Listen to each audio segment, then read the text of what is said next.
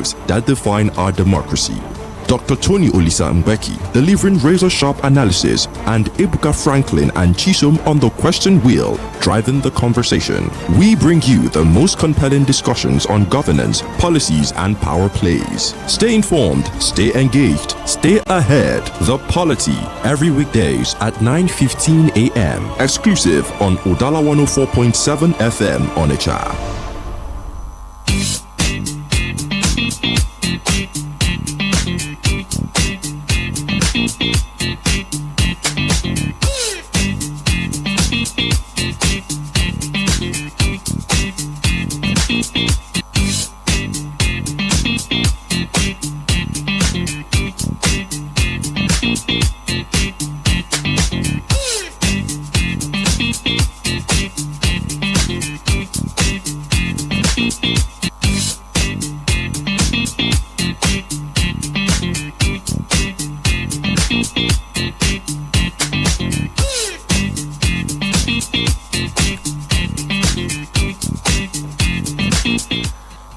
Thank you for staying tuned to Udala Radio 104.7 FM.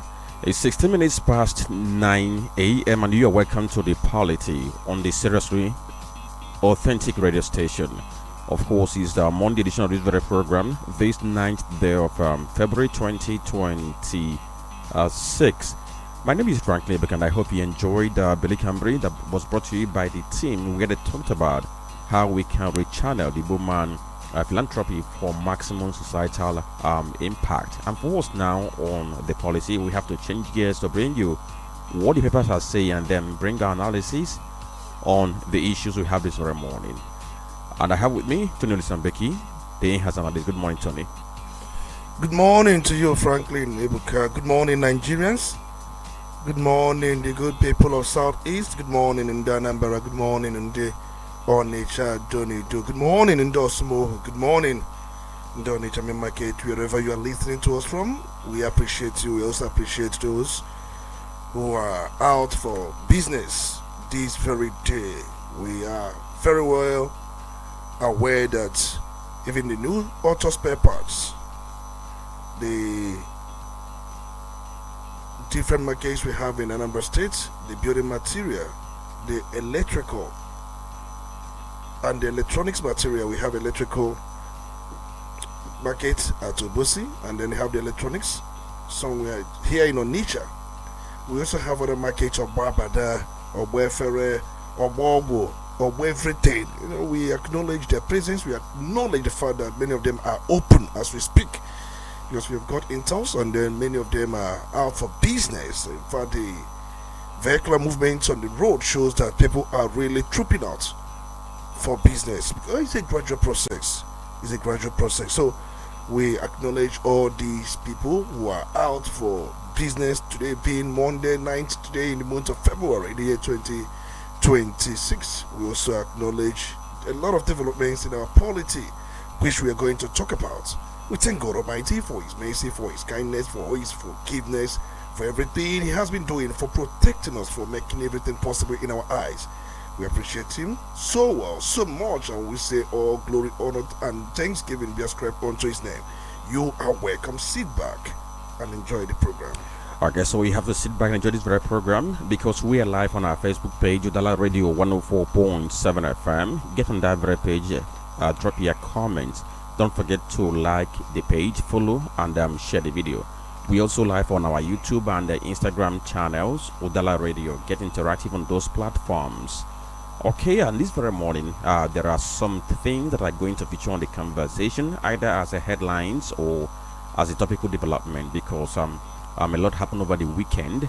And of course, Tony mentioned the issue of markets reopening. Of course, we know that last week we saw the, should I say, the official cancellation, or not official announcement that markets are going to begin to open on Mondays in Anambra State. That was announced by the governor of Anambra State. So today happens to be the first week that is going to follow that penultimate week. So of course our eyes are going to be on the market to see what the compliance is like. And I must acknowledge that this very morning we still saw the presence of security men at some strategic positions here in Onitsha. Take for instance at around around DMGS. Of course, you can see security men around the Chube Bazu Stadium, same thing. Likewise, Seaman or Halus and what have you. Not even along Old Road or axis. Of course, I saw some security personnel stationed in some places. So as the day opens, of course, we're going to get more information regarding how the compliance is. Then there was also an announcement that came from IPOB that was yesterday. It was announced by Imapowafu, who's the spokesperson for the group, saying that they have now announced the official and permanent cancellation of sit at home in the southeast. And he said that it's coming from Mazin Nandekano, that he gave the order that anybody who continues to sit at home on Mondays is no longer doing that based on what the IPOB directed. So away from that too, if we're going to cross over to Abuja, of course our eyes are going to be on what could possibly happen at the Wadata Plaza, which happens to be the secretariat of the PDP, because the two factions who are laying claim to the PDP leadership, they might have a clash today. Because the Wike-led faction said they are going to take over the Wadata Plaza this very morning, but the faction loyal to Sheyi Makin, they said they are not going to allow that to happen. So let's see what is going to happen, whether security men are going to intervene and ensure that there is no breach of peace, or if there is going to be clash, in a repetition of what we saw towards the end of last year. Then talk about Senate. Of course, it's no longer news that there has been controversy over what the Senate did in respect to the Electoral Act Amendment Bill, where they rejected the much clamored electronic transmission of result in real time. And because of that, Senate is going to convene an emergency sitting tomorrow. But what they're going to discuss, we do not know. What time is going to tell. Then talk about what happened at Ihiala yesterday. I don't know if any of you saw the video of the tanker explosion that happened on that or along that Ihiala axis of the Enugu Onitsha Expressway. Not Enugu, Onitsha Owerri Expressway. A petrol tanker fell on that very axis, caught fire, and we learned that the driver and the motorboy, they were killed in the fire. Then a motorcyclist who was coming behind that very vehicle before it crashed also got injured in that very incident. So we have 2 deaths from that very fire explosion, and then 1 person injured. And then there is one story again coming from the presidency, which seems to be like a celebration by the government of Ahmed Bola Tinubu, because there was an announcement that President Bola Tinubu is going to embark on a 2-day visit to the United Kingdom from March 18 to 19, 2026, following an invitation by the King of England, yes, of course, King Charles III. And if you watch all the handles of the presidency, of course, they seem to be celebrating that, saying that the president is the first president who is going to be invited in over 60 years of thereabout. Okay, so some of these things we are going to see in the papers today, and some you might not be able to see on the front page, but they are all inside at the pages of this very paper. So we are going to look at the headlines and know what they are saying.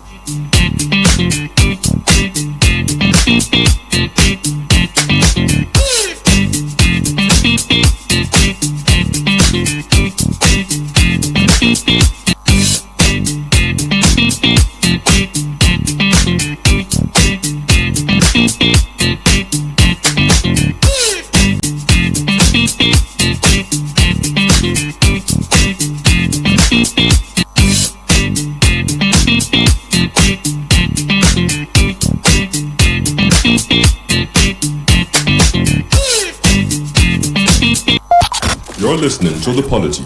Get involved now.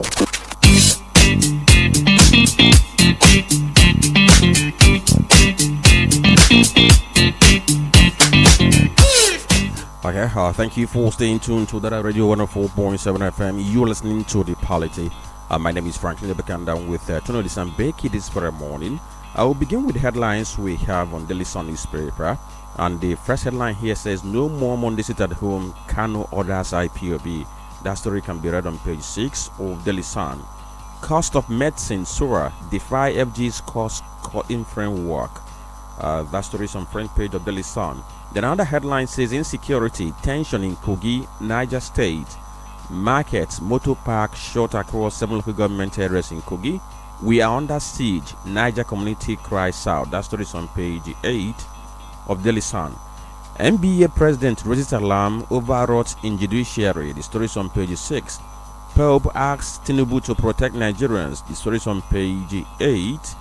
And this one says Dangote Cement vows to make Africa self-sufficient in cement production. The story is on page 27. Enugu government grows IGR to 406.7 billion naira. Target 870 billion naira in 2026. And it has a rider that says tax revenue accounts for 12.6%. Non-tax revenue contributes 87.4%. That's what is on page 5 of the Daily Sun newspaper. And from that we move to Vanguard newspaper. And we have the headline above the nameplate that says manufacturers record 1.8 trillion naira on sold goods as demand slumps. That story can be found on page 21. It has a rider that says raw materials up 15.4% to 1.5 trillion naira. Nigeria's industrialization efforts weakened. CPPE CEO. Rising cost. Weak demand squeeze firms. CIS president. Okay. The big story here says 2027 polls. How 3 southern senators blocked real-time result transmission. That story is on page 5, and it's according to sources. It has some writers that say Senate bows to pressure to hold emergency sitting tomorrow instead of February 24th. NBA worries over delay in Electoral Act amendment. Says judicial interpretation key to credible polls. NBA worries over delay in Electoral Act amendment. Says judicial interpretation key to credible polls. And this one says no mandatory e-transmission of results, no election. NLC is actually threatening fire and brimstone that they are going to shut down Nigeria if the Senate fails to reverse what it did. Then another story says Kano orders cancellation of Monday sit at home. That story is on page 27 of Vanguard newspaper. Police arrest suspect over death of gospel singer. 3 others in a jam musical studio. It's on page 6. This one says FG's oil production data cast doubt over 2 million barrels per day 2026 target. That story is on page 26 of Vanguard newspaper. Then over to Guardian newspaper. Treasury bills see over 400% demand spike as manufacturers face credit squeeze. That story is on page 6. Another story says Atiku no economic sense in reviving failed refineries after $1.5 billion. That story is on page 5. Pope mourns victims of attacks in Nigeria, urges government to protect citizens. That story is on page 3. BOI secures CBN's approval for non-insurance banking. It's on page 5 of The Guardian. IPOB Kano cancel Monday sit-at-home order. Check page 8 of Guardian newspaper. San rank under scrutiny as AGF CJN won against abuse of influence. That story is on page 3. And that was the last headline we can take on the front page of Guardian. And over to the Punch. Punch has a couple of it because of the advertisement or advertorial on the front page, which is run by Corporate Affairs Commission. Now, one of the headlines say marking the Wike camp set for showdown at PDP headquarters today. Another headline says Electoral Act standoff. Senate calls emergency plenary as protest loom. That story is on page 2. It has a rider that says Occupy NAS protest slated for Monday. NLC Falano Ezekwesili Utomi 1 FG. Senate halls recess to review electoral bill. And these are the headlines we have on the front pages this very morning. So next will be for us to look at the analysis or do the analysis on some of these very issues and see what we can make out of them. Stay with us.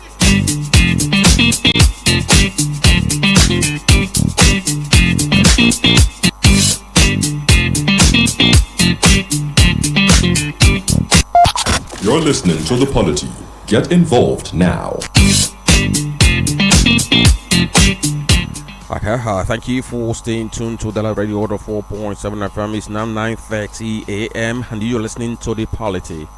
My name is Frank Nebek and we just brought you the headlines on 4 newspapers, and we have to go now to the analysis with Tony Olisambeki. So Tony, one of the issues that have been getting so much attention in Nigeria is the Electoral Act Amendment Bill, which was passed by the Senate.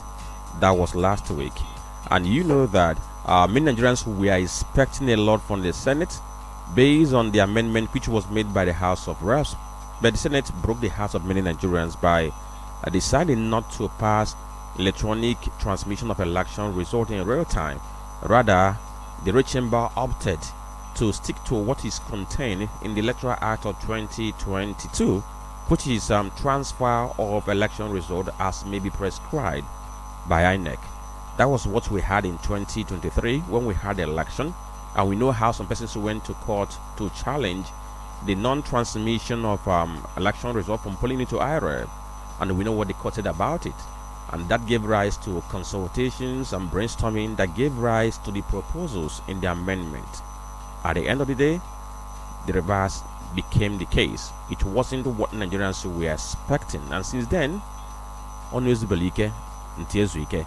And what we learned yesterday was the Senate has convened an emergency meeting or sitting for tomorrow. As it stands now, we may not categorically say what it is, but we have it on good record that it should be is in connection to the raging controversy over what the Senate did. So Tony, the issue we now have this very morning is that according to Vanguard newspaper, that some certain senators were instrumental in Senate's rejection of the proposal for electronic transmission of election result. What do you know about this Tony? Well, we are witnessing the whole development, and we are going to also see more. It's a case of, would I say, evil against good. But nevertheless, it's politics at its highest level. So Nigerians, for the first time, they are making a statement and also want their voices to be heard. We know very well, just like you said, we've talked about this over and over again. I'm aware, I must let you know that the Senate Committee on Electoral Matters, headed by Senator Simon Lalong, they recommended the electronic transmission of results. They sat, they conducted public hearing, and the general consensus, in fact, when they conducted the public hearing, INEC was invited, civil society organizations were invited, different stakeholders, they were all invited. Every concern was looked into with its merits and demerits, advantages and disadvantages. At the end of the day, it was all agreed that electronic transmission of results is the only way to go. So it was somehow scuttled at the last minute by 3 influential Southern senators. We are going to get the identities of these Southern senators. In fact, they reportedly approached Akpabio privately, urging retention of the 2022 status quo, possibly to shield them from whatever intentions they could have going for the 2027 general elections. But the truth remains that, just like I've said, even when that was considered at the committee of whole, remember first was the recommendation of the Senate Committee on Electoral Matters, which I told you earlier on was chaired by Senator Simon Lalong. At the committee of whole, when these provisions were considered clause by clause, it was also accepted. So many of them, that is the senators, were stunned, they were ambushed when Akpabio did otherwise. It started with the Senate whip moving a motion that the 2022 status could be retained, supported by Jubrin Barrell, and Akpabio put it on a voice note. Those who are in favor of this say aye, those who are against. He did not even care to know who and who we are saying aye or nay. He said the ayes have it. That was how that was scuttled. But it started with some 3 Southern senators who met Akpabio privately, and they structured it in a way that the Senate chief whip, we bring such a motion, and supported by or seconded by the deputy senate president, and it will go that way. So you find out how these 5 persons plotted such, would you call it legislative coup? For me, that's what it is, legislative coup. They plotted out such legislative coup against the wishes and the majority opinions of the senators who had done extensive work during the committee stage and also during the committee of whole.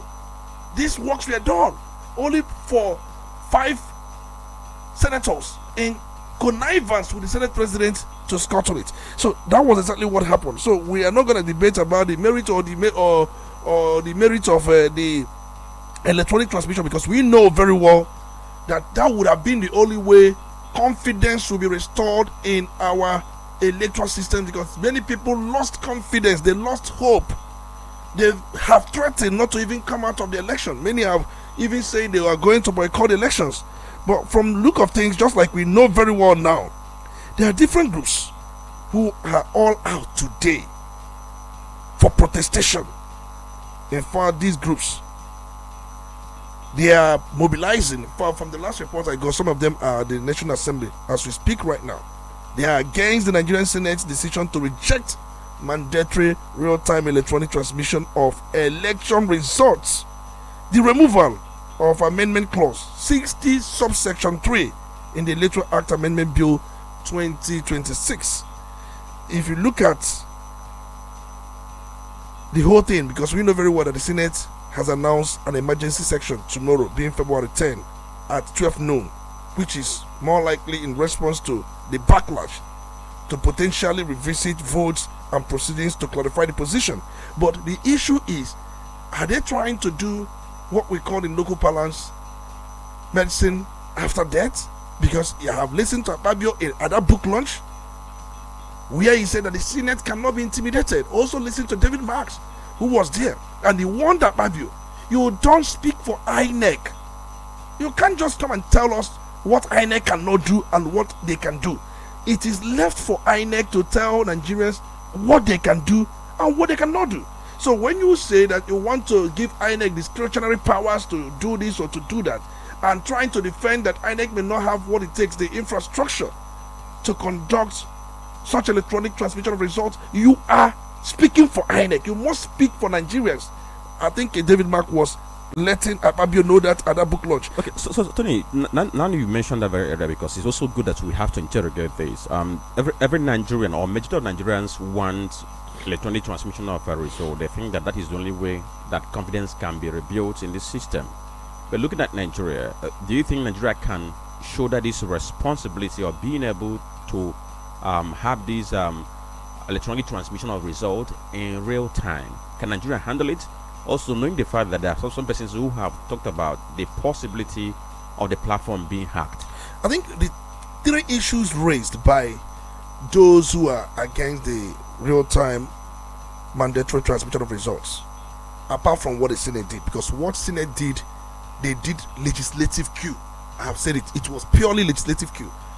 But let's look at this argument from those who supported such legislative coup that happened at the Senate, orchestrated by the people who have mentioned their names, and even the 3 influential Southern senators, very high ranking, that we are yet to know their names.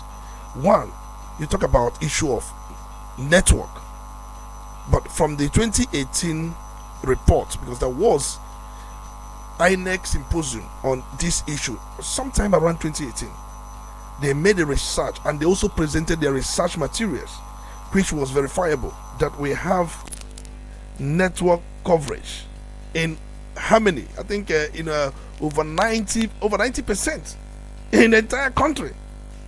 Yes, that's what it said, and that paper is still subsisting today as we speak. And INEC has not controverted the reports of that very workshop they had in sometime around 2018, where they made it clear. As at that time, that was 2018.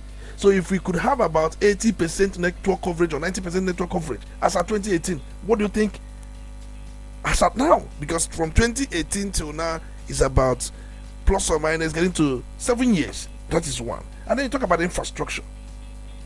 The truth remains, I have said it many times, the investment in infrastructural development, beavers, they are the infrastructures for some of these things. Recall, in that 2018 workshop, stakeholders like different service providers in our telecom industry, they were invited. And they made a subtle argument of this issue of network provision, and also teamed up to see how they can expand it to be 100%, which I don't know if they had done by now. So the issue of infrastructure does not even arrive, because we have got the beavers used in 2023 election. Are you going to throw them away? And if you look around, over 100 and something billion was spent on issue of infrastructure, technology acquisition, and at the same time anti-hacking softwares. And recall, just like I said, we said this during the crossfire on Saturday, 12.9 million attempts were made at the 2023 general election at INEC server to hack it, but these things were rebuffed. These were actually mitigated by the software, by the firewall installed at the INEC server. So if 12.9 million attacks were attempted in 2023, what that tells you, and none went through. So it tells you that some of these things were hacked. So the issue of hacking, the issue of infrastructure, the issue of network, these things have been answered even before now. And recall, in 2023, that was done. INEC did it, and the results were uploaded. If not for certain machinations where they said we had network glitches. So the issue at hand is very simple, just like we know very well, and that is why many groups are out for protestation. The movement for credible elections, they are out at the National Assembly. The Nigerian Labour Congress, they say they are also out. The enough is enough mobilization. Therefore, the hashtag Occupy NAS, that's what is trending. Even the Chowore group has also come out with his own, Chowore, that's the kind of thing he likes. So there are many people who are all out. Civil society elements, the Nigerian civil society situation room, they are all out. I don't want to talk about other vocal critics, which include Pat Tommy, Femi Falana, David Mark, Obia Ezekwesiri. Groups like Fenifere, CUPP, SIRAP, they have petitioned the Code of Conduct Bureau to probe alleged manipulation. So there are so many people who are all out for this. It is very interesting. We are going to witness what's going to happen at the National Assembly today. Remember, the Senate, they are not convening today, so they are convening tomorrow. But Nigerians this time around, they are rattled. They are rattled. And for people to have taken this too personal, it tells you that many Nigerians want this country to be good. So we are not going to debate. The debate of whether we have what it takes for this electronic transmission or not is overtaken by time. So the debate is that ambush, that legislative queue must be undone. You can't just take the work of the entire Senate. You cannot just take it for granted just for a few people because they are in the position of leadership to scuttle what Simon Lalong committee did, the committee of the whole. It tells you that this is really disturbing, very disturbing. Okay, so Tony, yesterday I went through something that Charles Awuzie wrote. Charles Awuzie is a Nigerian cybersecurity expert based in South Africa. He comes to Nigeria from time to time. He talked about the need for Nigeria to embrace this electronic transmission of resource, but he said, from the look of things, that there are things that Nigeria is supposed to do before he can get into this. He said one is the issue of data sovereignty.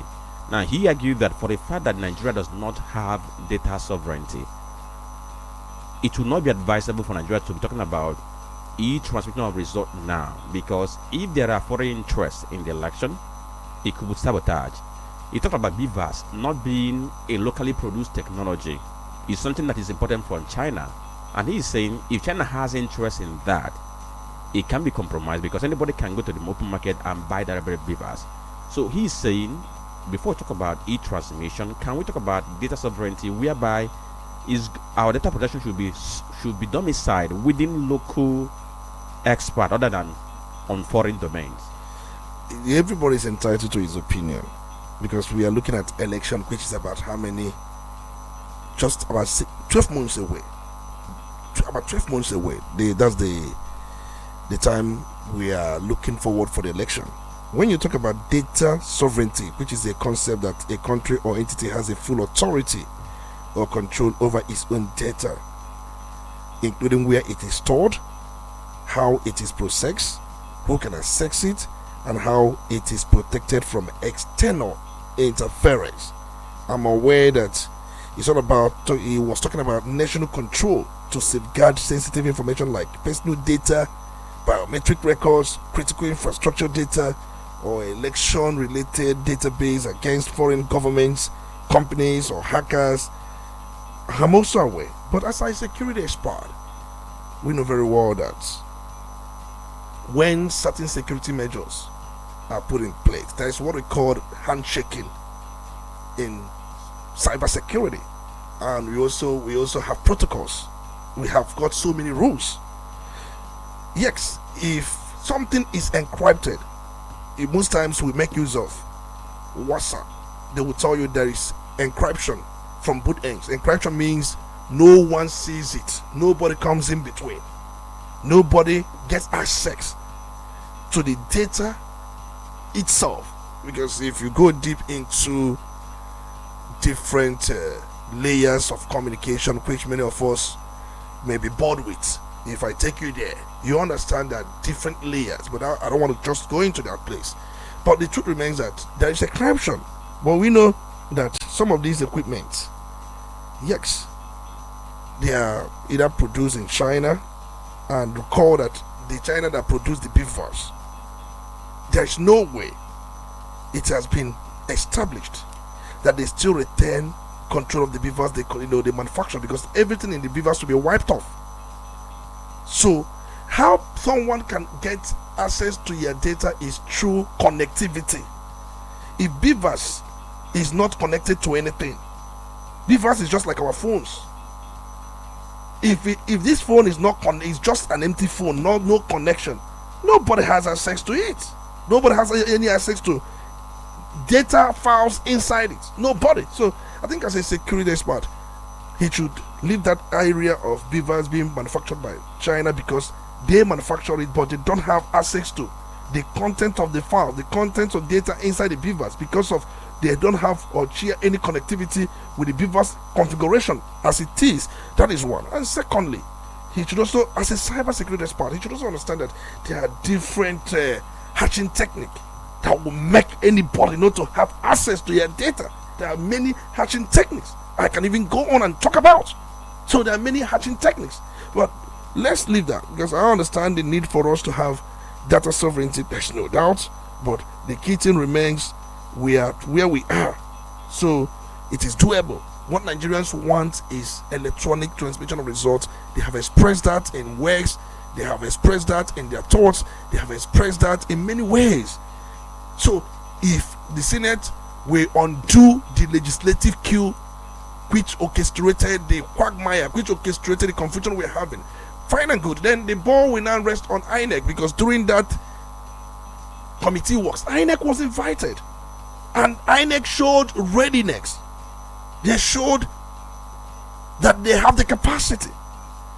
All they needed is just funding, and time is not on anybody's side. We have about 12 months to the election, so every thoughts that have been channeled over this should be at this point channeled towards making this election to be credible, free, fair, and that's what Nigerians want. Okay, so let me put up this very analysis before we now just do a small scrutiny about this issue about real time, because I listened to Gospel Ababio. He said, he was trying to say that they did not reject electronic transmission of result, but if you look at the reasons of it, because what he's saying is that they retain what is contained in 2022 Electoral Act. And if you look at the 2022 Electoral Act, there's no provision for electronic transmission or transfer. What he stated there is that results shall be transferred in a manner deemed fit by INEC. But let's look at this issue of the question about the real time, because they are arguing that the real time can create legal problems for Nigeria when it comes to interpretation. And the argument is that we don't have an even network spread. That sometimes it could be in a polling unit where you do not have network coverage, and the issue of real time transmission can become problematic. But look at the way Beavers works. From what I know, the way Beavers is a structured. Beavers does a whole lot of things. In fact, let me say for now, we can say it does two things for us. But when it comes to transmission of results, what it does is this: people go to polling units, they vote. At the end of the voting, the ballots are counted right before everybody by the election presiding officer. After the counting, the results are entered into the form ECA, and right there, the result sheet is signed by the PO, and the countersigned by party agents and what have you not. And people who are supposed to have copies will take copies. Then right there at the polling unit, the PO uses the Beavers machine to take a snapshot, just take a picture of the result sheet and upload. And we are told that the way Beavers is configured, it was done in a way that if you are in the polling unit that does not have network coverage, once you upload it at that polling unit, and if you step out from where you don't have coverage to where you have coverage, O2 or WhatsApp message is drop, it will just drop that very way. So if it works this very way, does it defeat the essence of that real-time transmission of election results? Most times we do not understand the concept of real time. I think that's one of the languages many people are getting to know. So we must really explain it for those who understand computing and their language terminologies. Will also bear with me or share with me this thought, or in fact align with me in the very thought I'm just going to push through now. So the concept of real time refers to just processing, transmission, or response that happen immediately with minimal delay. So as events occur without significant waiting period. So I think many people in this issue of electronic transmission, because I have said it many times, difference between transfer and transmission: one is real time. You may not need to add the word real time again when you say electronic transmission. If you are using strict computing languages, real time means transmission. Transmission is equals to real time. So transfer can be anything. So in the case of transfer, there is no real time. But we are talking about the concept of real time transmission. So where you have minimal delay, when you say real time, it does not mean that there could be no delay. There could be delay. But the point is, the act is done immediately, and that delay is either orchestrated by network, not by the act itself. Real time, once you announce the election results, the form EC8A signed by the polling officer, countersigned by the party agents, at that point, with the capturing of the results using Beavers, which is one of the capabilities of Beavers, and such upload, once you capture the results and upload it, the act itself, all these acts, they are real time. Once you upload, it's expected that electronic transmission will take place, and that transmission, just like we said earlier on, will take minimal delay. And Beavers has buffer. That's what we call buffer. Buffer is a temporary storage space. Anything sent to that buffer cannot be recorded back. I have explained this in some programs. I think that was in 2023 when we were talking about this. Can you imagine your phone, you want to send an SMS? There are times we have sent SMS real time, but it had either network delay before it gets to the destination. Now when you send such SMS from your phone, it will mark For those who use different devices, it will mark sent, but you wouldn't see delivered, because there are some signs that tells you it has been delivered.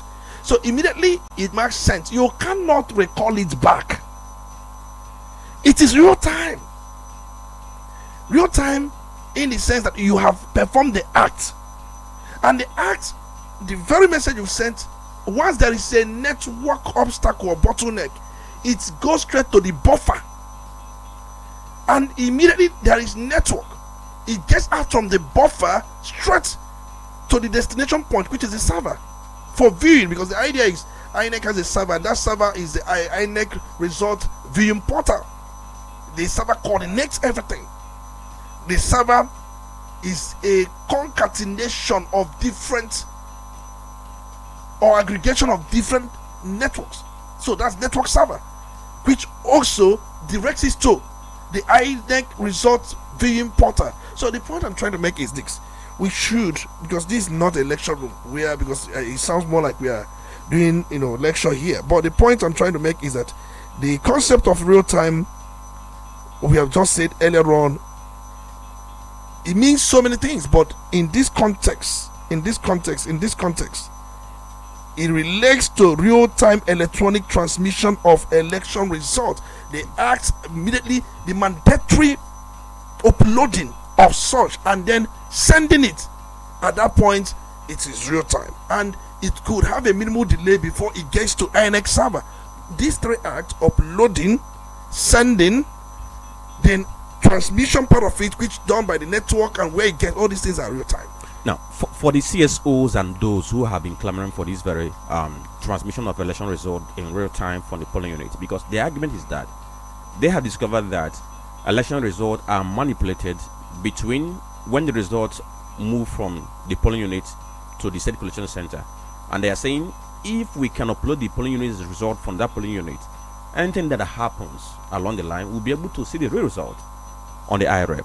Now, for the Senate, if eventually they are coming by tomorrow to look at this thing again, because it can as well be that they are trying to reconvene, to take votes on this. So, but if they are going to look at this very construction again, maybe if the issue is the real time, so can we possibly have a reconstruction of the clause whereby it could possibly read that the presiding officer shall electronically transmit result from each polling unit to IREP portal, and the such transmission shall be done after the prescribed form ECAA has been signed and stamped by the presiding officer or countersigned by the candidates or polling agents available at the polling, without putting that real time. If they have to reconstruct without putting the idea exists because we're dealing with law and legislation. We wouldn't want to subject our law and legislation to bring in experts in IT to interpret what this means and what this means. So laws are done in such a way that it will be too clear. I have said it many times that you can as well do, once you add electronic transmission, you're talking about real time. But if you bring it before any court, the court will ask questions. Before you know it, they will bring in IT experts to come and explain. And where they come and they are having different explanations, you find out that the court itself will look at what was written. So we wouldn't want to get ourselves into such situation where we start talking about the language, the interpretation and order. So that's why many Nigerians are calling for the word real time. But I've said earlier on, electronic transmission means real time, but we have to add real time to avoid any ambiguity, to avoid any confusion going forward. So it is important that that is added.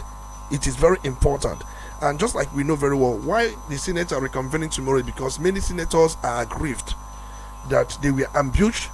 There was more like a legislative kill.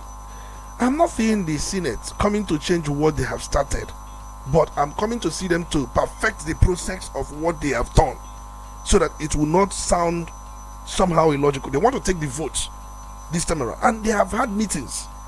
The APC caucus have had meetings, and in their meetings it was agreed that by the time they start taking votes, that many of them will support what happened the last time, but this time around there could be physical counting of votes. So situations they want to perfect what they did, not necessarily to change. So are you suggesting that what happened on the floor of the Senate was a party orchestrated thing. It was a kind of legislative coup. It was not a party orchestrated thing. Leave the party there. But this time around, they want to perfect it using the party toga. You know what? I said earlier on that the committee on electoral matters did their work, recommended electronic transmission real time. The committee of whole considered the report of the committee on electoral matters and also agreed. And the committee of whole, everybody is a member of committee of whole. Every senator is a member of committee of whole. That is why it's called committee of whole. And they all agreed. But during adoption, there was an ambush.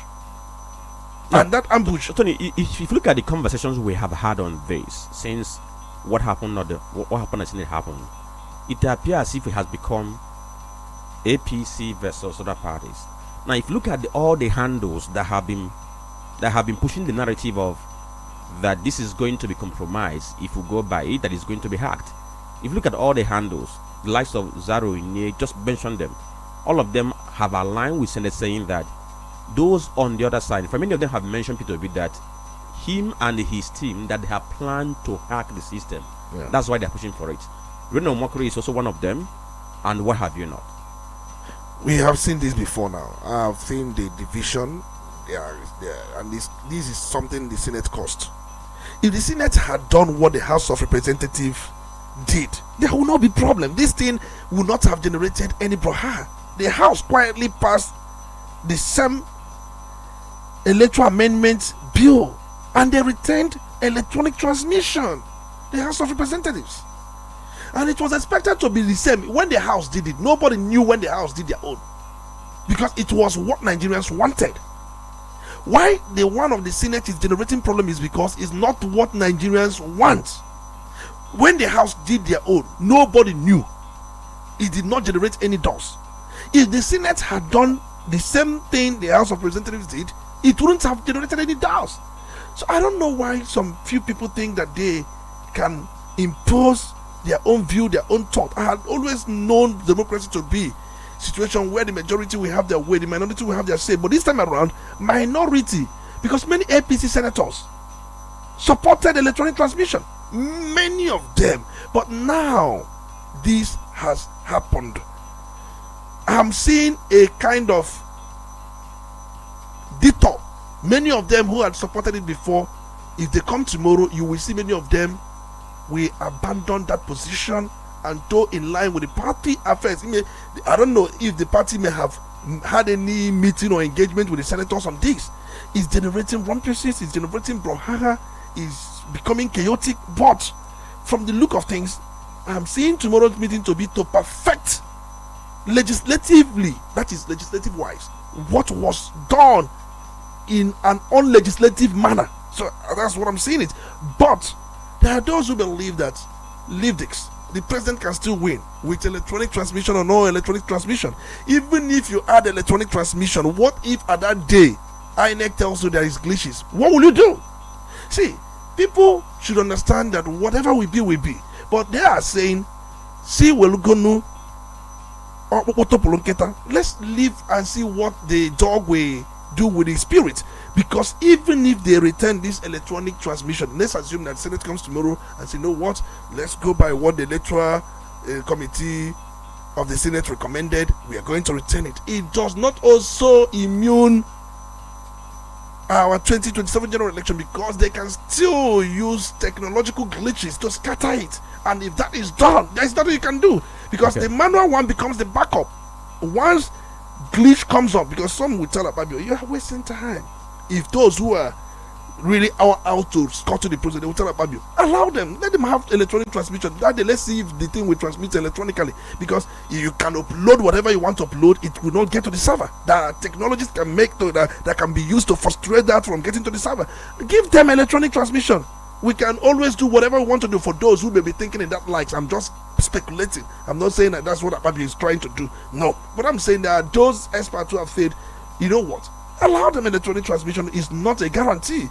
What is the guarantee is that very day there will be no glitch, and if there is any glitch that very day, it will still boil down to what it will. All right, okay, so let's go for this very commercial break now. When we return, we talk about what IPOB announced yesterday. Stay with us. We'll be right back.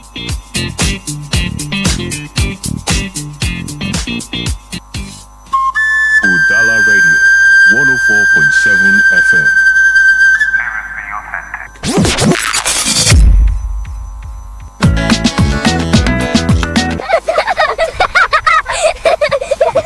Measles and rubella na deadly diseases. Dem dey spread fast. They fit cause blindness, brain damage, miscarriage, and sometimes they fit cause death. Every day, plenty Nigerian pikin dey at risk, but good news don dey o. Vaccine fit protect your pikin. Anambra State government could do big vaccination campaign for all children between the ages of 0 to 14 years from 4th to 15th February 2026 to protect our children from deadly sickness. Carry your pikin from 9 months to 14 years. Come take measles rubella vaccine today. Make sure say your pikin complete all routine immunization wey start from birth. After the campaign, routine vaccination go still dey happen for all healthcare centers. Vaccine dey safe, e dey very effective, and government don already pay for am. No wait o, go your nearest healthcare center or vaccination point now. Make we no leave any pikin behind o. This message na from Anambra State government and partners.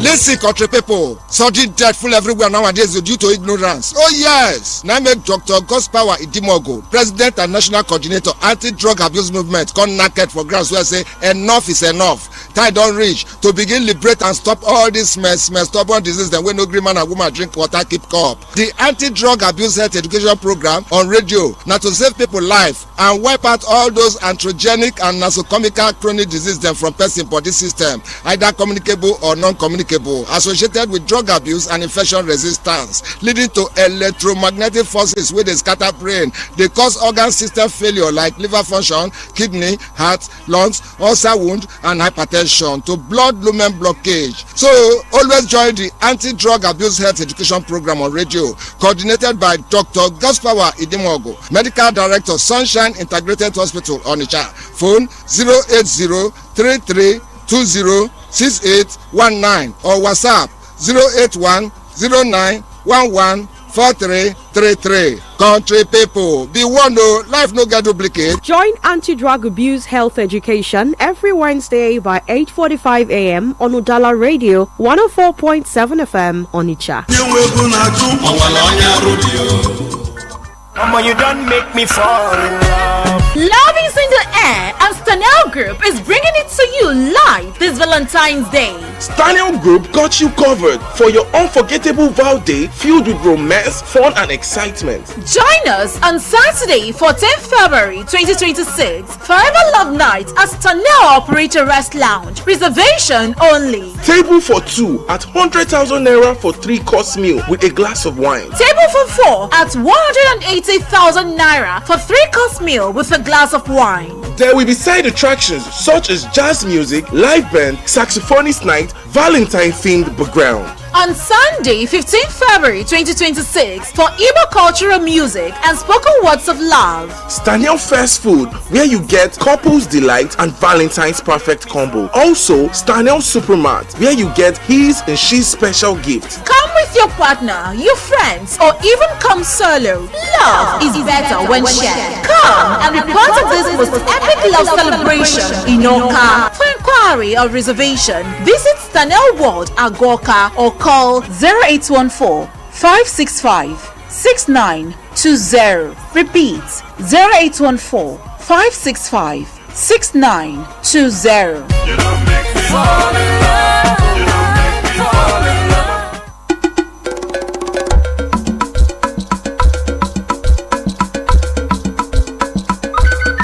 From the commercial city of Onitsha comes Udala Radio 104.7 FM, the voice of the region, where authentic news and entertainment meet. Udala Radio 104.7 FM, seriously authentic.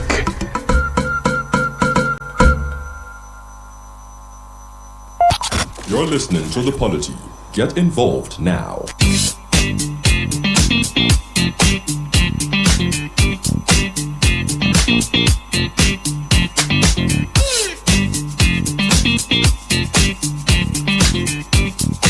Okay, thank you for staying tuned to Udala Radio 104.7 FM. It's 10 minutes past 10 a.m. and you're listening to the Polity.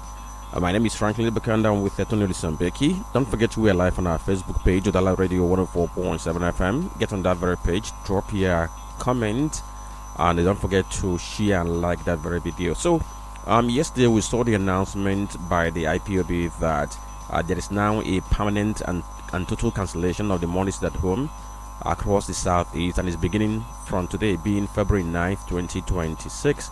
It was Emma Powerful, who is the spokesperson for the group, that announced that, and he said the directive came directly from Nnamdi Kanu, and he went on to say that anybody who goes ahead to try to sit at home or enforce it or do another thing is not doing what Kanu asked, and he said that all economic activities and social activities must resume fully from Monday. Tony, what does this mean to the effort to restart the economy of the southeast?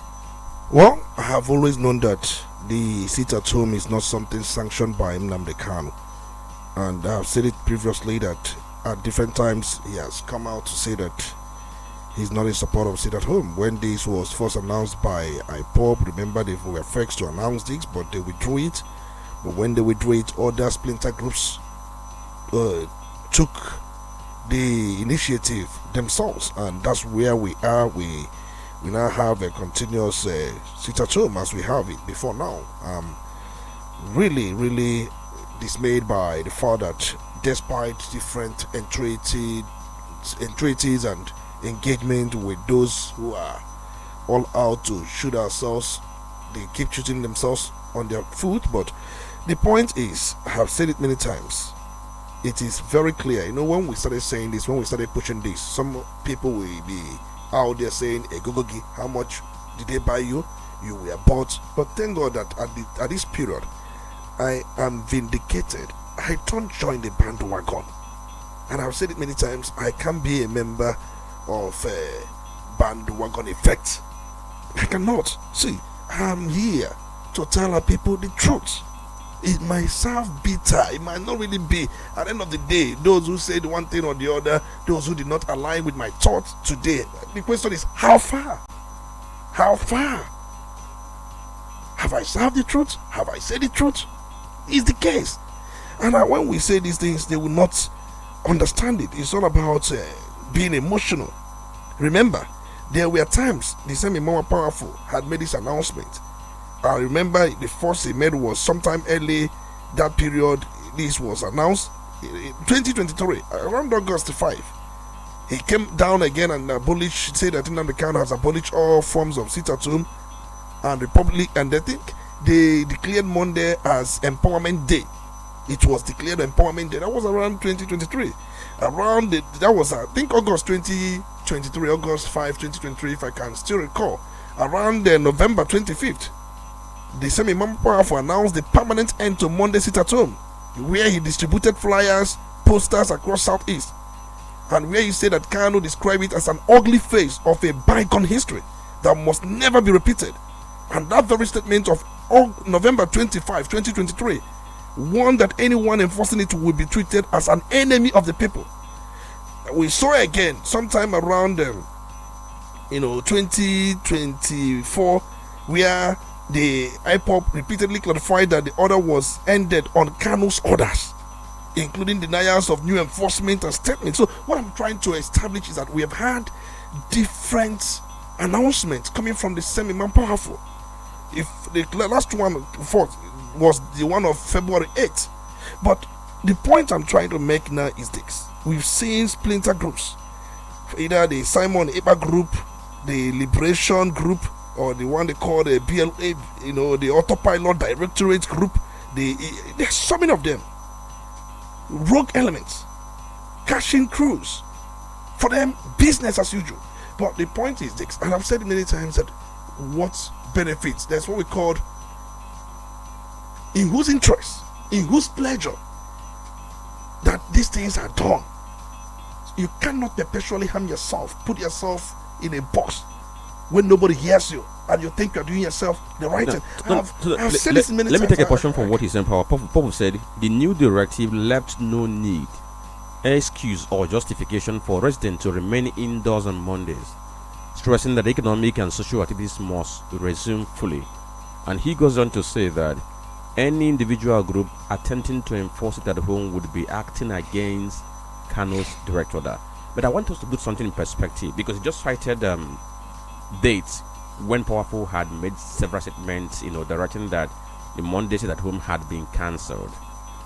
And they're all there on the internet for people to verify. But the incidents 2 weeks ago seemed to bring an opposite of what the initial orders were. And then you compare it to what happened at the heat of the closure of main market, where we saw different orders coming from different quarters. This person says we have to sit at home, and that one says we can't sit at home. It was coming from the same IPOB circles. At the point in time, it was even announced that Imapoafu had resigned as his spokesperson. At the point in time, it was said that Imapoafu is a pseudonym that can be used by anybody. So many things were said. But looking at where we are right now, some persons are trying to say that what happened with this statement that was released by Imapoafu was like a smart throwing of the towel. Yes, there are people who feel that it's a way of telling anybody that this sit at home did not come to an end based on what the state government did. It's just why, on our own we have decided to do away with it. So that's just more like the impression the order is trying to serve. Not because of what the governor did, but on our own we have decided that it's going to come to an end. Whichever way or whichever impression that anybody is trying to serve, what is material is that people reclaim their space. People start rebuilding what they have lost. They have lost so many things.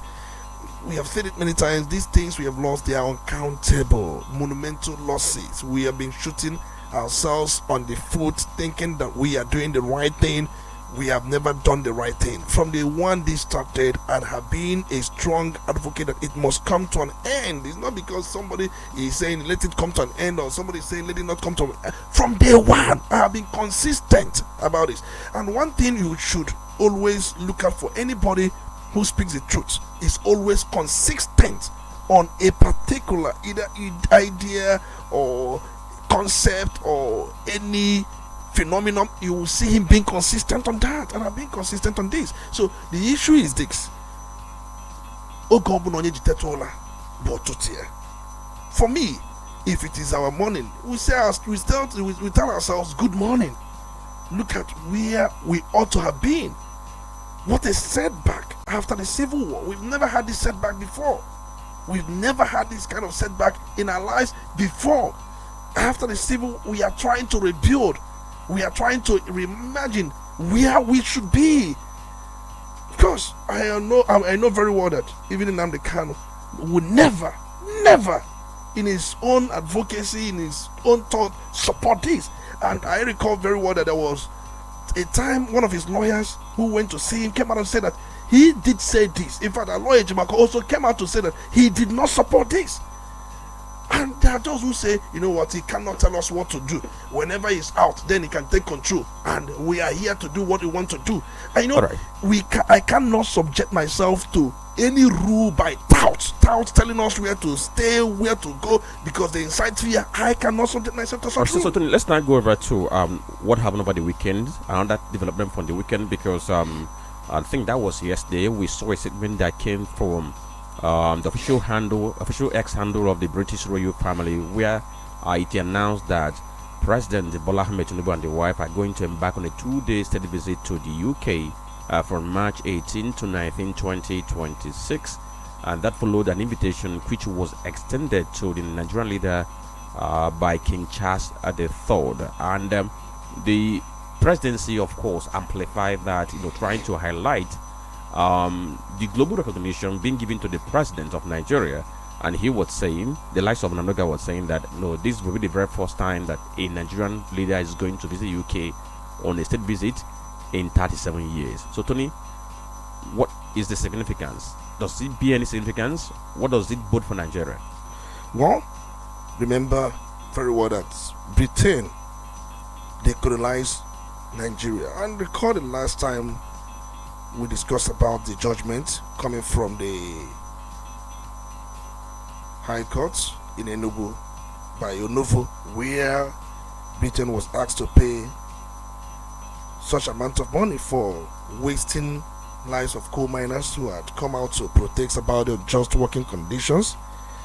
The British government, they did a lot of evils in this country, and I've listened to some commentators that have queried why we should still retain any bilateral relationship with Britain. But nevertheless, that's just colonial days, or one could say the dark days. But outside that, yes, we know very well that I think that should be about 3 Nigerian leaders if you add President Bola Ahmed Tinubu. The first who visited Britain was Gowon immediately after Civil War ended in 1970, and we are told that he, from the records anyway, he visited Britain 1973, and that was more like a state visit. Recall, I must let you know that the President Bola Ahmed Tinubu has met King Charles twice, even before now. Yes, he has met King Charles because there was a time he met him on the sideline of the COP 24, and also there was another time he met him at the Buckingham Palace, but it was not a state visit. So this one is a state visit. So we have had 3 presidents who have gone to Britain on a state visit, just like we said earlier on. General Yakubu Gowon, that was June 1973. He was hosted by Queen Elizabeth II. And we also had Alhaji Shehu Shagari, who also did so sometime around March 1981. Okay, I think General Ibrahim Babangida did so. That was the last time a Nigerian head of state went on a state visit to UK. That was 1989. He spent 4 days. That was the largest or the longest any Nigerian leader has stayed. So we know very well that we are told that these visits President Bola Ahmed Tinubu will be undertaking will be more like engaging more in diplomatic prestige. So the UK's highest formal invitation to a foreign head of state. So the symbolic importance, we are looking at what it presents to the country as a whole. We know very well that the previous leaders that went on state visit, one would ask, what did they bring? Is it ceremonial thing? You are just going there because the state visit, Nigerian taxpayers' money will be spent. So the Britain, they're not going to spend the money for you. So we are going to shoulder the responsibility. So the question is, what would the state visit bring to us? Because if you look at the last ones, the other head of state we mentioned had, like General Yakubu Gowon, who was there from June 12 to June 15, 1973.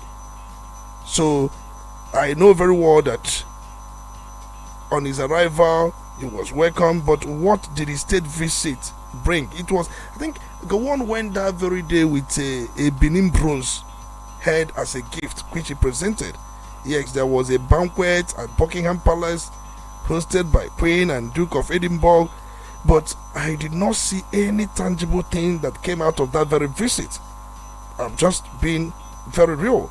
But I know that it was something that symbolized renewal, reconciliation, possibly to go and tell our British colonial masters how the Civil War ended, the 3 R's that were ushered in by his government, the reconstruction, rehabilitation, sometimes some of these things, how he has been going about these things, but I didn't see anything that came out of that very visit undertook by Gowon. I'm talking about, if you now talk about the one by IBB in 1989, where he spent 4 days.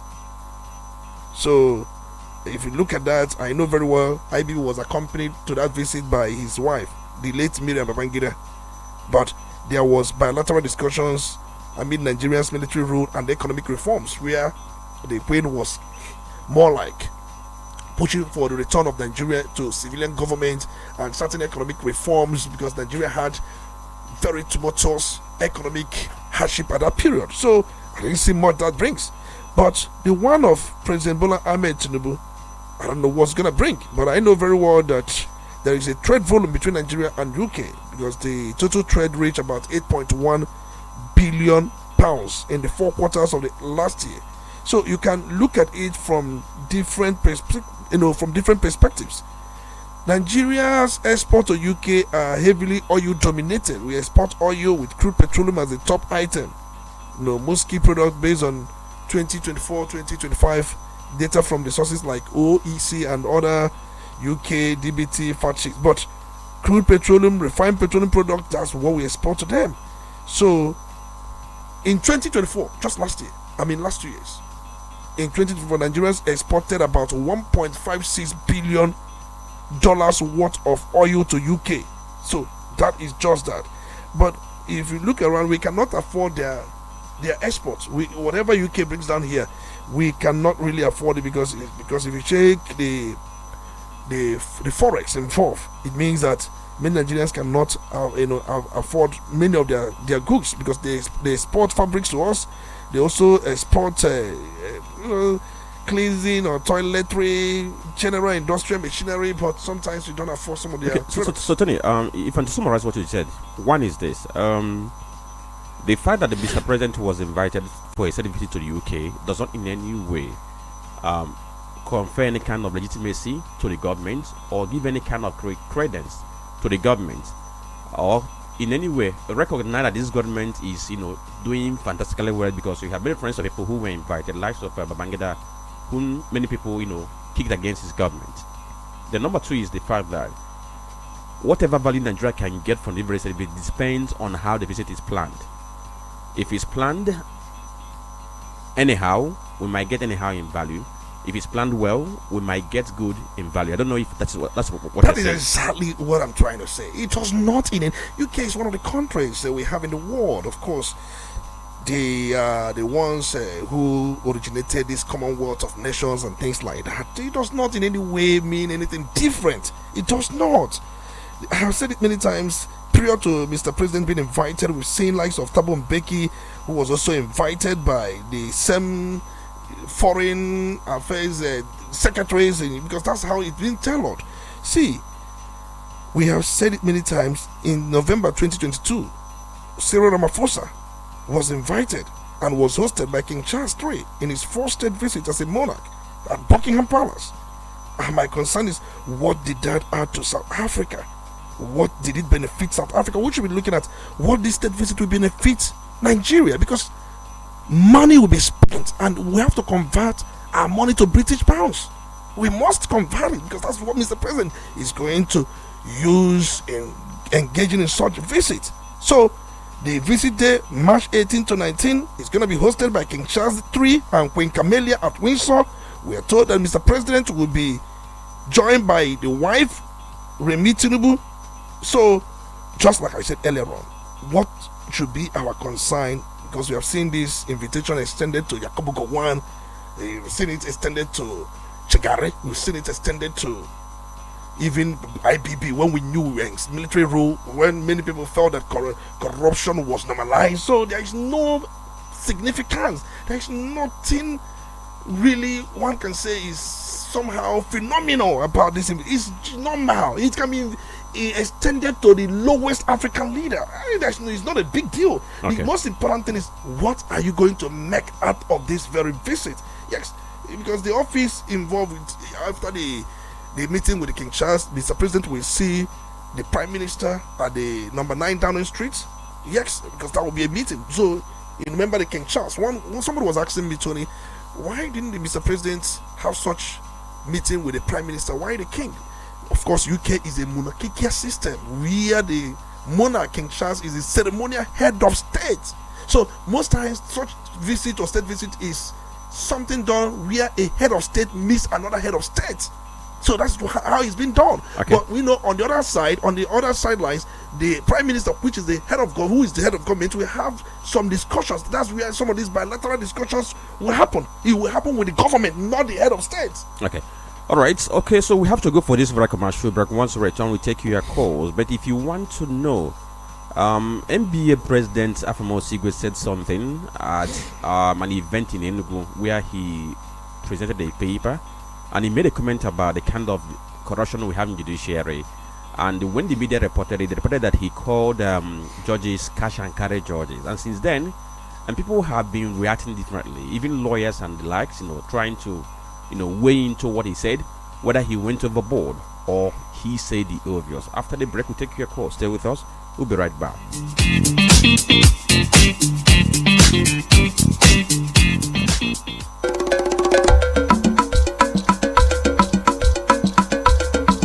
Udala Radio 104.7 FM.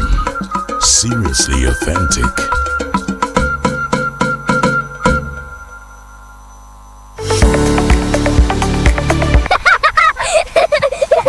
Measles and rubella are deadly diseases. They spread fast, can cause blindness, brain damage, miscarriage, and sometimes death.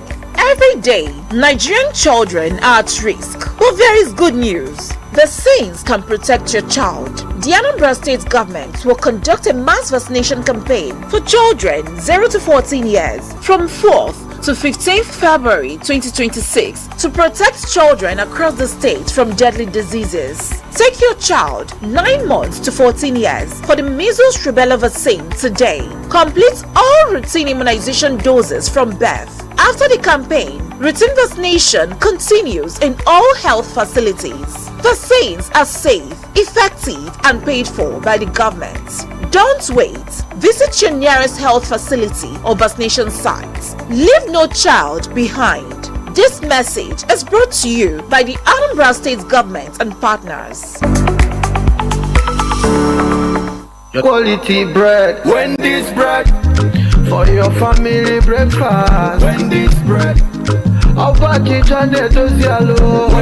bread, Mama Papa they like Wendy's bread, Wendy's bread, even children they like Wendy's bread, Wendy's bread, Wendy's bread, you get it better tasty, we go sweet your belly. Wendy's bread, Wendy's your choma.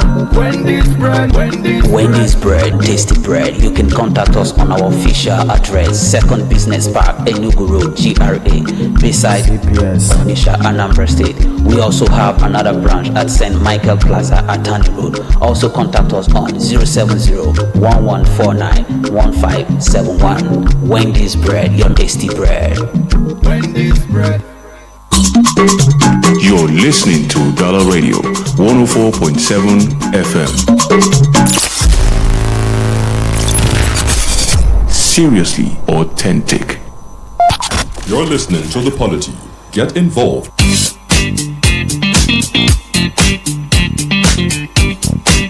Okay, so thank you for staying tuned to Udala Radio 104.7 FM. It's now 10:33 AM and you're listening to the Polity.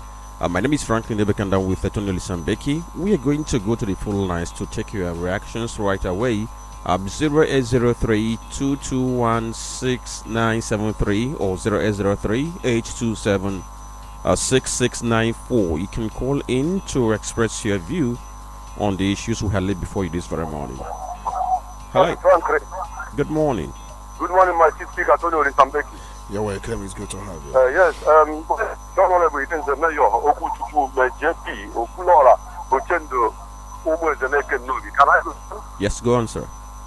Yes, Tony Lisambeki, I thank you for the analysis this morning, even Francis James. But what I want to say in NS, I see this issue of Senate and the electoral bill amendment, I see it in a different way. Let me just say it, like you said it, they are not going to change what they have done. But I want to clear for people to know, this thing that you see that is happening now, presidency know about it, and they graduated way to lead next year's election. Why do I say this? Have you asked yourself why all the governors, about 29 of them now, have voted the APC? Have you asked yourself why the presidency have used Wike and some other powerful men to organize all parties? People don't know. We are almost running, not even almost, we are running one party system in Nigeria now. I am telling you the truth. And the way things are going, Ababio is Tinubu's man, and he's doing whatever Tinubu asks him to do. This is a plan to make 2027 election easy for them to live. And I want to tell you, the way Nigeria are keeping root in many things, it's not the way to go. If something is not done about this deal, I'm telling you, people are not going to come out the way we think, because it's crystal clear that the election will be rigged. Secondly, I want to tell people to start now to plan for that 2027, because if Tinubu win that election, I want to tell you, he can change the constitution of Nigeria to become the president of Nigeria. And you can see that Nigeria is systematically Islamized.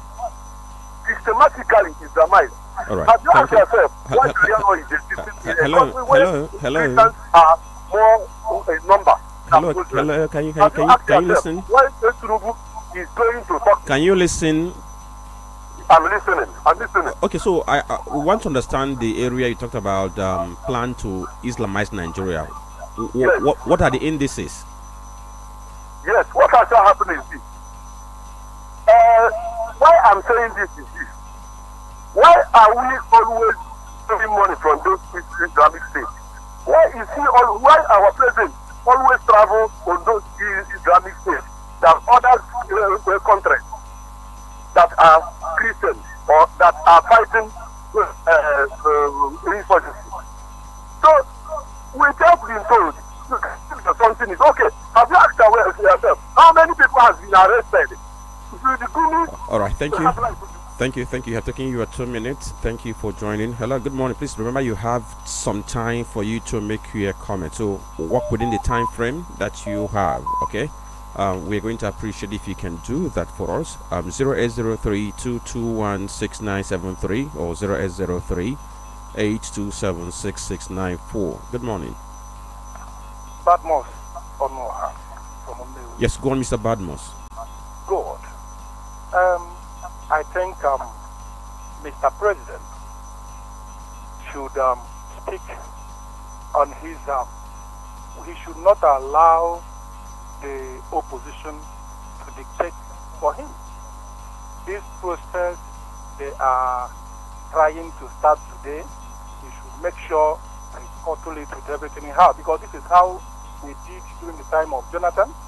When Jonathan took money from the PMS from 86 to 90 something, they all gathered somewhere and start protesting, and at the end of the day, Jonathan bent to their wish.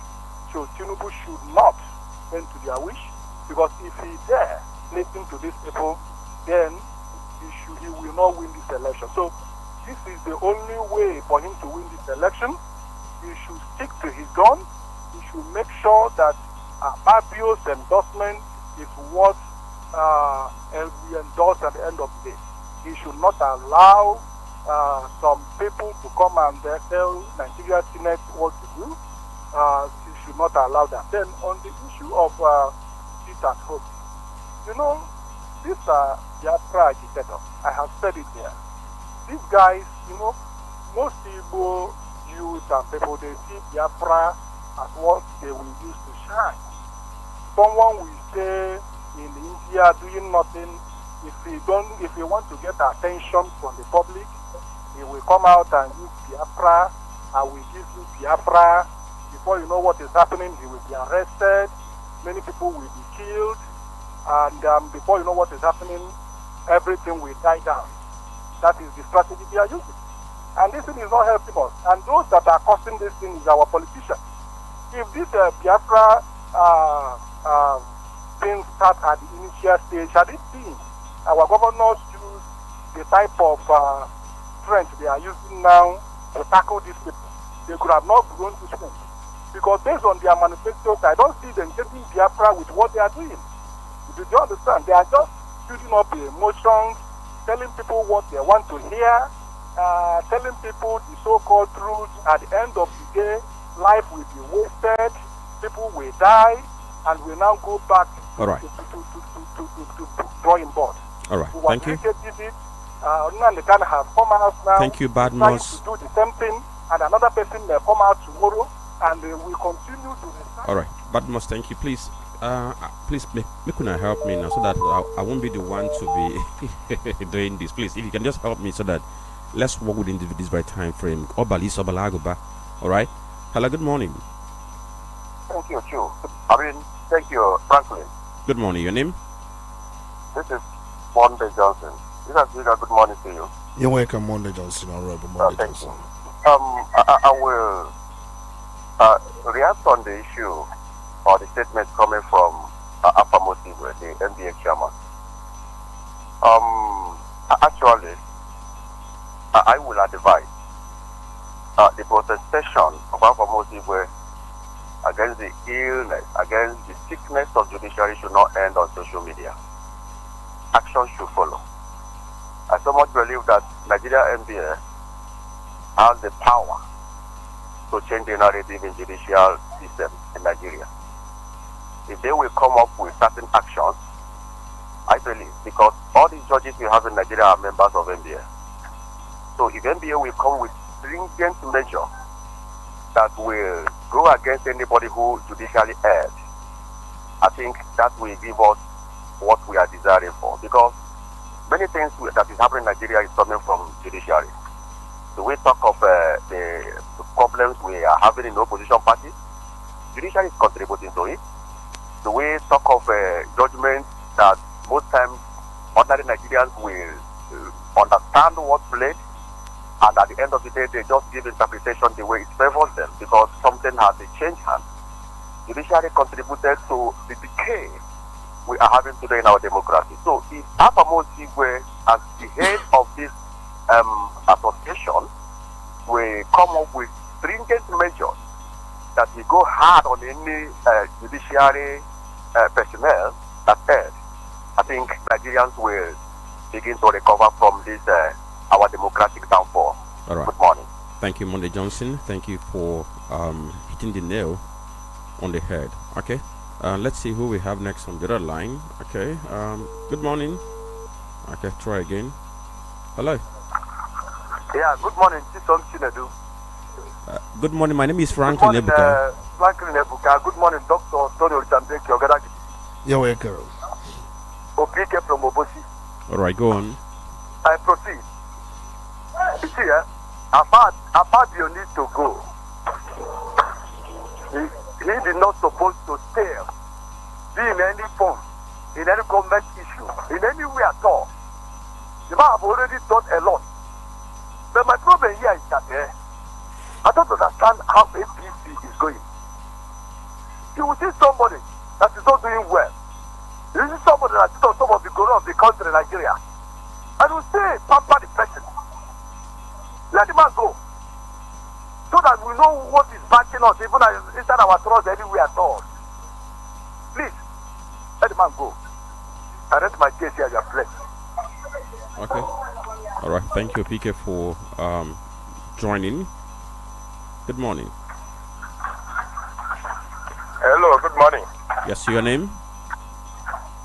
It's Sunday calling from a blog. Sunday from a club. Go on. Sunday, how is the club this very morning? Have you gone out? Yes. Okay. So, what is the environment like? Hello. Can you hear me, Sunday? Yes. So, I was asking you about... have vindicated Governor Soludo for this seat at home. I give kudos to the governor to take this dramatic action. Without not taking this action, this seat at home we have last more than 10 years and we will be happy on it. To me, even in my community, I've been told it, people are criticizing me all around. I told them, you can't just hang yourself in a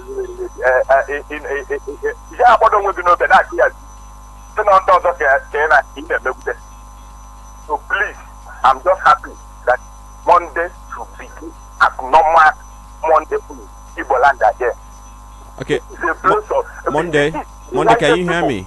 Can you hear me? We begin to reason like what will I call it? Monday, can you hear me? The moment we begin to that, we have done it for years, done it for years. We don't hear any result. And the other ones are nothing at all. Here we are witness, so we are killing ourselves in the name of we are killing them. So please, I thank the governor, I thank Almighty God. Anything they will do to make sure that this is at home stopped, I will support it. All right, so I thank God the way the governor Monday, if you can hear me, I have a question for you, Monday. Before this year may run out, we forget about everything. Look at our business going to Delta, going to Asaba. Oh, Chimo. Monday, can you hear me, Monday? Can you hear me? From our back.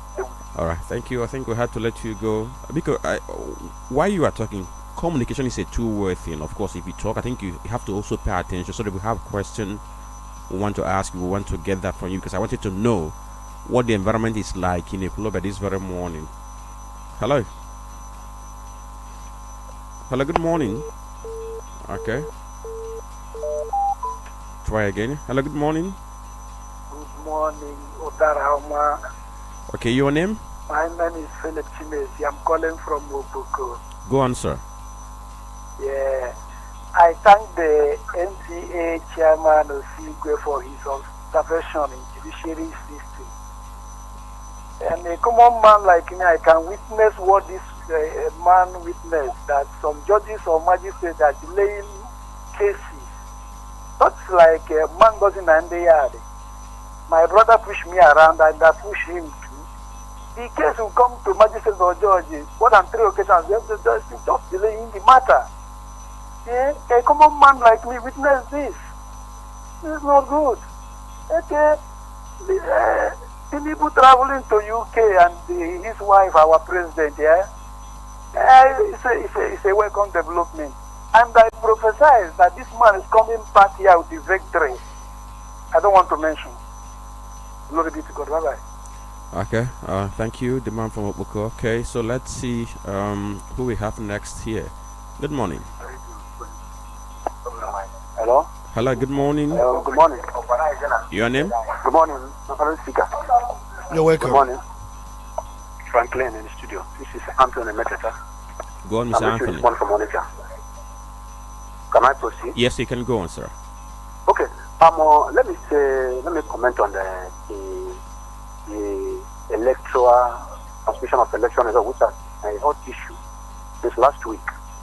And I want to say that we should not be really immersed in this world real time when we know of the practicability of this real time will not be tenable. I listened on Saturday on the top 5 when our speaker was trying to counter Reno Mokori's submission that it is not practicable.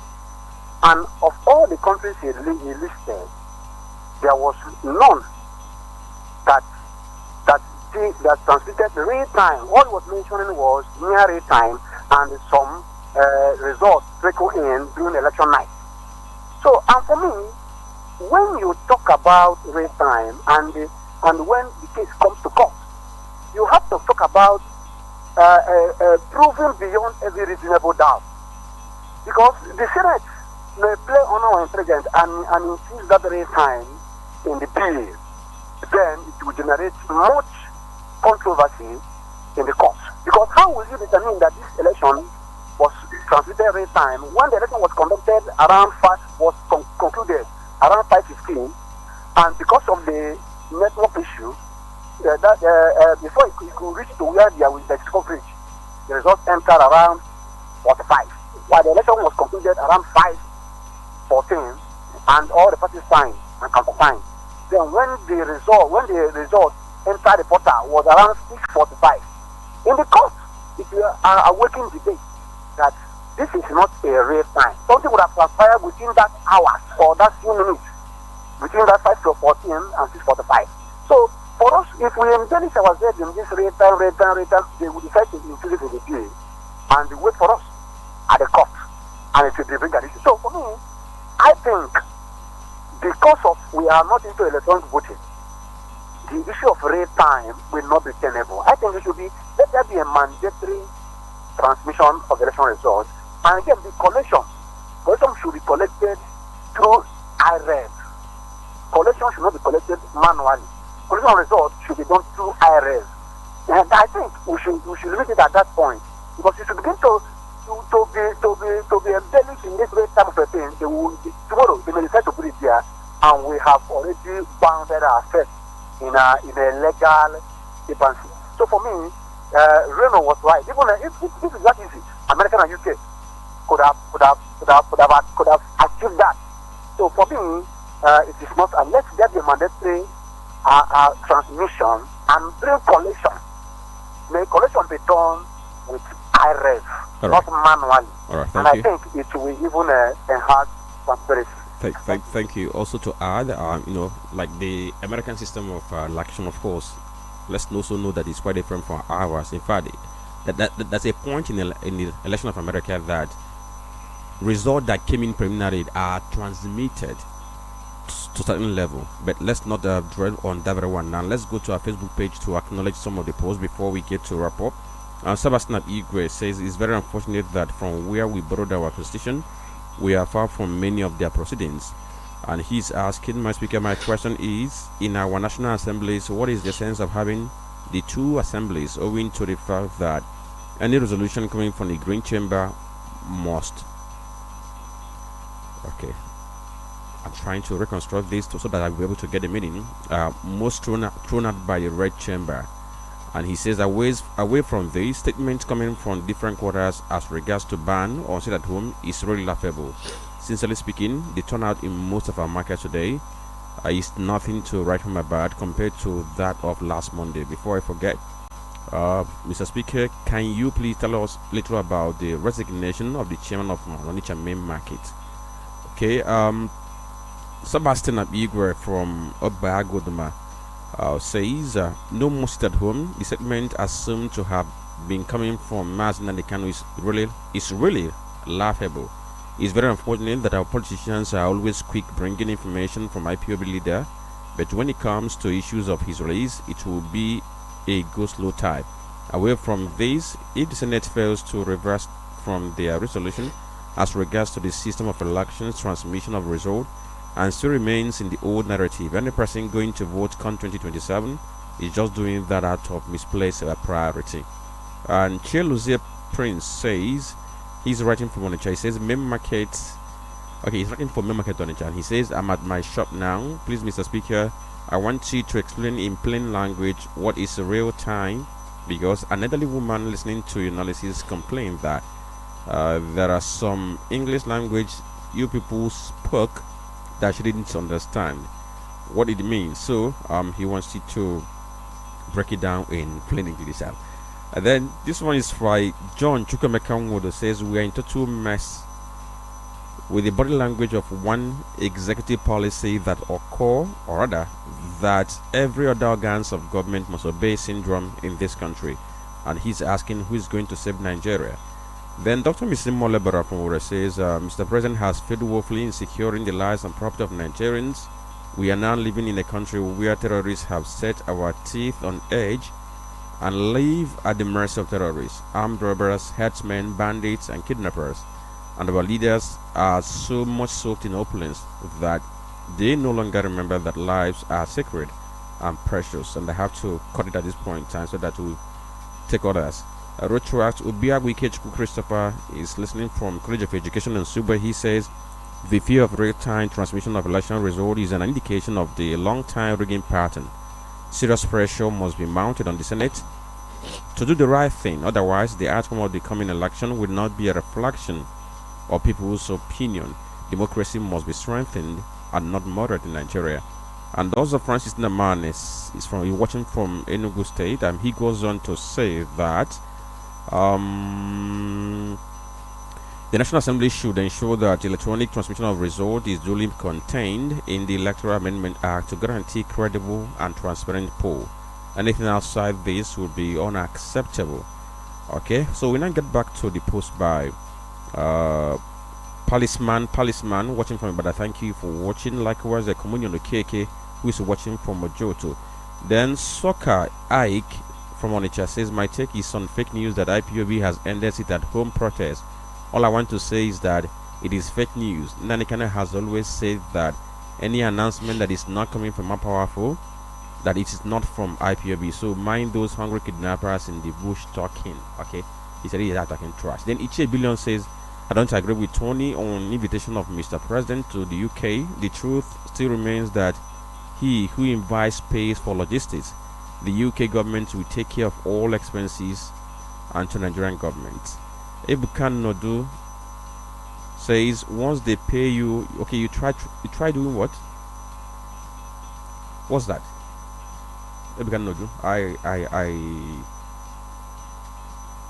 Oh, okay. Then I raise another from a norm. Okay, I'll just quickly run through this. I'm going to cut it short so that we take our summary. He says, I want to sincerely appreciate you guys in the studio this morning. This beyond analysis is a lecture well appreciated. However, Nigerians should maintain the momentum. The few political leaders should not be allowed to dictate to the larger citizens on what they want. So, I thank you for your comment. So, Tony, let's see how we can quickly run through this summary. We have to maximize, or rather, have to minimize or maximize our time. Money Johnson said something about NBA putting checks on judges. Can NBA put check on judges? That's number one. Then now move to other things.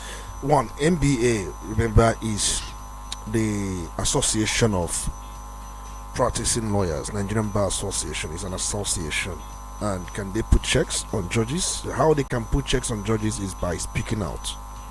But do they have constitutional role over checking judges, their excesses? No, the answer is no. It's NJC, Nigerian Judicial, or the NJC, Nigerian Judicial Council. That's the body that has disciplinary committee to check excesses of judges. The Nigerian Bar Association, they have to do theirs on the part of lawyers, because when we are talking about judges collecting bribe, I think the last we checked from ICPC reports, it was discovered that about 8.9 billion exchange hands between those who have litigations in court through their lawyers and agents and to the judges. So it is give and take. Lawyers have also contributed in this mix. So what is NBA doing about some lawyers who are involved in all this rubbish? Because they have their own disciplinary body. So it's all about give and take. Yes, the judiciary, of course, is captured. There's no doubt. I wouldn't speak more about this, because if there had been time, we're gonna talk more about this. But let's leave it because of time. Then on another part, somebody was talking about real time. Sisi Kawaya Nebo. Real time transmission. Let's for context reason. I will say it in English and say it in Hebrew. Uploading, when you scan the result and upload to INEC server, it is real time. That upload alone, scan here, upload to here, before in that place, before leaving the polling unit, you upload it. Happens here whether it gets to the result viewing portal around 8 p.m. That one is his own journey. Transmission started by the time the first act occurs. The first act is uploading. That is real-time transmission. Yes. So that's the context we are looking at it. The one of Kenya is they will assemble the results. Maybe by the time they get to their local government, they start uploading from the local government. Most times it takes time, maybe midnight. That is why their own is near real time. They don't upload from the polling units. They upload where they must aggregate all the results. They from there upload. That's Kenya. But countries like India uses electronic voting, so it is sent immediately. Brazil uses electronic voting, it is sent immediately. Then you also talk about Philippines. I mentioned that. So the issue of real-time transmission is uploading it from the polling unit. That is the word real time. Forget whether it gets to the server 8 p.m. 9 p.m. I have to explain this. Okay, let me say this. Maybe if we want to be sincere to ourselves, I know that in the enactment of laws, there are key terms that are defined. Yes. So what stopped the National Assembly, or what stopped the Senate from putting the real time and making that definition in a way that is going to be clear? Definitely. I think it's one of the things that those who are pushing for this will also clamor for. Because the word real time there does not mean the time you will view it. That's the mistake people are making. People are saying real time. Like Anthony Emechata spoke, he was saying real time to be the time you will view it from. No. It's the time you are uploading it. That's real time transmission. You are transmitting it immediately. As it's been announced at polling unit. That is the real time. That is the real time. Then it may be delayed. But when you delay from transmitting it. Like if, let's assume that the results were announced, you take it to the ward center and announce it and possibly get it to the local government, and from the local government start uploading it. It's near real time. That one is near real time. So the moment in me upload scan no ya na me up or if I can but one real time when it's quick for so happens mbolulu buzi the journey it takes to get to that place. So we have to explain this thing. So it is doable. There are countries that are doing it, and I've stated that Kenya is not doing real time. They are doing near real time. They'll take it to a place. But we have done real time transmission. Anambra State and Kadafia vote Cameroon and election. Yes, it was real time. That one surprised me. It was real Despite time. the fact the elections were held in even in some part of Anambra West where they don't have network. Yes. By 7:25 p.m., 97% results were already on the IREF. Mistake people name mistakes. They are seeing it at IREF as real time. No. Once you upload it, it gets to buffer. You cannot retrieve it. Your sending from the polling unit cannot be retrieved, and that's real-time transmission, which you have started. You can't take it back. So issue of network is not something you can use to say we won't do real-time because network upload where you can't take it back. All right. So on that very note, to end today's conversation, tomorrow is going to be another edition, and we're going to make a return here. Thank you for listening.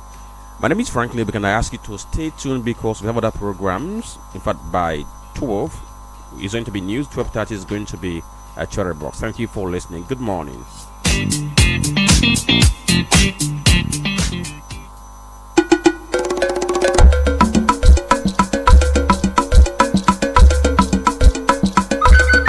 From the commercial city of Onitsha comes Udala Radio 104.7 FM.